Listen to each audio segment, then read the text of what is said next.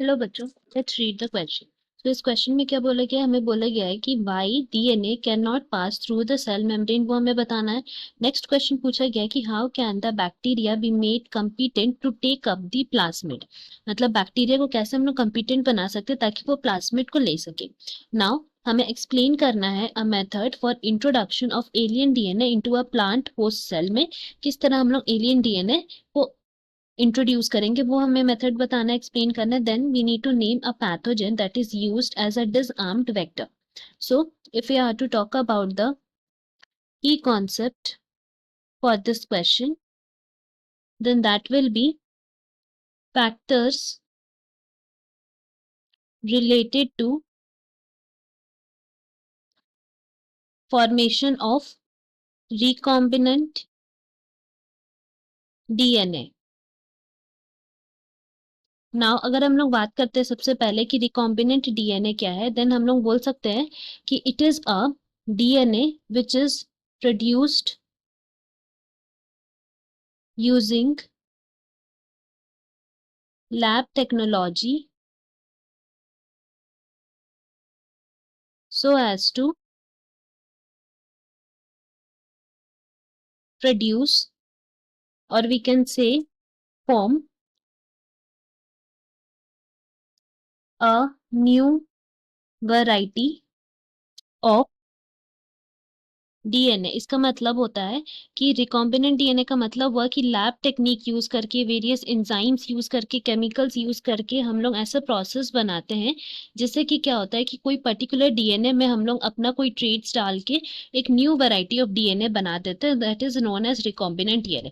ना उसके लिए वेरियस प्रोसेस किए जाते हैं and some of the factors जो इसमें इंक्लूडेड रहते हैं, लाइक उसमें आता है हमारा ओरिजिन ऑफ रेप्लिकेशन, वेक्टर्स का सिलेक्शन, मार्कर्स का सिलेक्शन। सो इस तरह वेरियस प्रोसेस होते हैं।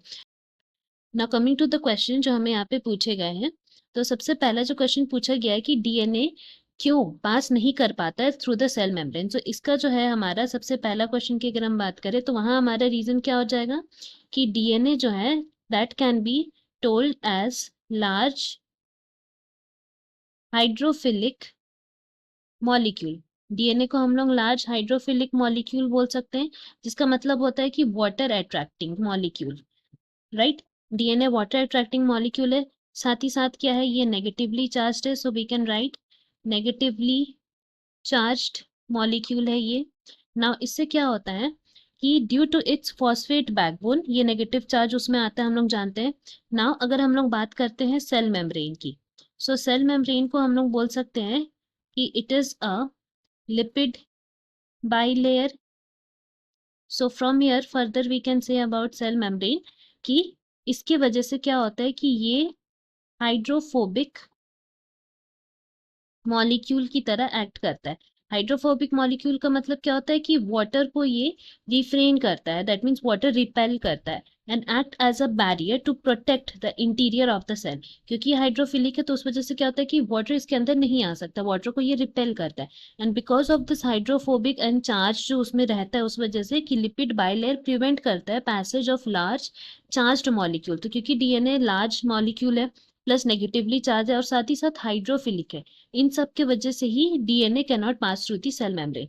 नाउ नेक्स्ट हमें पूछा गया है कि बैक्टीरिया को हम लोग कंपिटेंट कैसे बना सकते हैं to take up the plasmid. So इसके लिए हम लोग बोल सकते हैं कि bacteria can be made competent to take up the plasmid by methods which temporary, मतलब टेम्पररी मेथड यूज करके हम लोग कर सकते हैं इसको। सो टेम्पररी हम लोग क्या करते हैं, टेम्पररी सेल मेम्ब्रेन को परमिएबल बना देते हैं, जिससे क्या होता है कि जल्दी से जल्दी बैक्टीरिया कंपिटेंट हो जाता है to take up the plasmid. अब इसका अगर हम लोग एक मेथड की बात करें, दैट मीन्स एक एग्जांपल। सो एग्जांपल हमारा क्या हो जाएगा, that is calcium chloride treatment. Calcium chloride treatment अगर हम लोग करते हैं तो उससे क्या होता है, हम लोग बोल सकते हैं फर्दर कि इस प्रोसेस में bacterial cells are treated with a solution जिसमें कैल्शियम क्लोराइड प्रेजेंट रहता है। सो ये हेल्प करता है neutralise the negative charge on both the bacterial cell membrane and plasmid DNA. तो हम लोग लिख सकते हैं कि कैल्शियम क्लोराइड क्या करता है, देन उसका फंक्शन है to neutralise the negative charge which are present on the bacterial cell as well as the plasmid DNA। तो ये नेगेटिव चार्ज जो है उसको न्यूट्रलाइज कर देता है एंड देन फिर इजीली वो कंपिटेंट हो जाता है, जिसके वजह से they take up the plasmid. And इसी वजह से हम लोग बोल सकते हैं कि they are subjected to further heat shock, जिसके वजह से टेम्परेरी पोर्स बन जाते हैं and now they enable the plasmid DNA to enter the cell. So calcium chloride treatment के बाद हीट शॉक दिया जाता है। सो दिस हाउ प्लाज्मिड का एंट्री हो सकता है। नाउ नेक्स्ट हमें क्या पूछा गया है, पूछा गया कि explain a method for introduction of alien DNA into a plant host cell.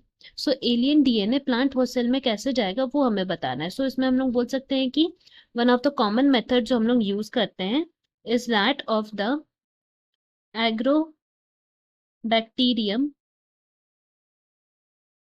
Method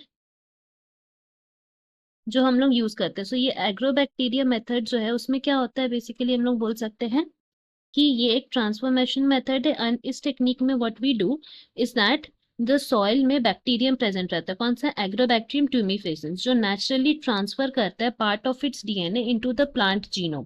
so हम लोग बोल सकते हैं कि क्या होता है, फिर इसमें एग्रोबैक्टीरियम को मॉडिफाई कर दिया जाता है which contain the desired gene within its tRNA region. Now plant tissues are then exposed to that modified agrobacterium, क्योंकि ये agrobacterium क्या करता है कि ये ट्रांसफर करता है